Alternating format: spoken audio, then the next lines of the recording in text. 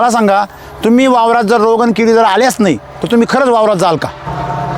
आपले लई कामं 10वे 13वे लग्न, सगळ्यांनी लक्षात ठेवलं पाहिजे, रोग आणि किडी आहे म्हणून तुम्ही वावरापर्यंत जाताय. जेव्हा रोग किडी येत नव्हत्या तेव्हा आम्ही वावरात सुद्धा जात नव्हतो. बाळ रडतंय कशामुळे? दूध नाही म्हणून. तुम्ही पाहते त्याचं काय दुखत आहे, अरे पहिले त्याला दूध द्या ना. त्याचं दूधच संपलं. दूध म्हणजे जमिनीचा कस.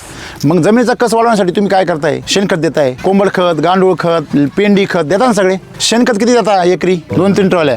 एक ट्रॉली विकत घेता का घरचं राहतं? सरासरी विकत घ्यावंच लागतं ना. किती रुपये ट्रॉली? 3 ट्रॉल्या टाकल्या किती झाले?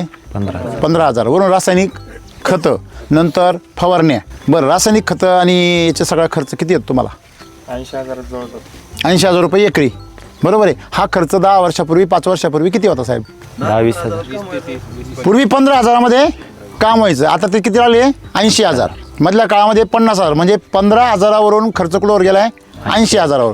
उत्पन्न तेव्हा किती निघायचं? 15,000 खर्च करायचं तेव्हा 30-35 क्विंटल यायचं. आता 40 क्विंटल कुठं आलाय? आता 20 ते 25. बरोबर आहे. तेही वातावरण चांगलं असेल तर. भारत किंवा देश किंवा जग आपण म्हणतो विज्ञानाने काय केली? प्रगती. मग शेतकरी का बरं अधोगती करताय? नवीन आता फार फवारण्या तुम्ही आता ड्रोनमधून करायला लागली. बरोबर आहे की नाही? आता तुम्ही इंटरनेटवरून डायरेक्ट उपग्रहावरून फोटो काढायला लागले. कुठं सेंद्रिय कर्बक कुठं कमी आहे ते तुम्हाला कळायला लागलं. पण कळून फायदा काय? फक्त फ्या वाढल्या. या ॲपची फी भर, त्या ॲपची फी भर.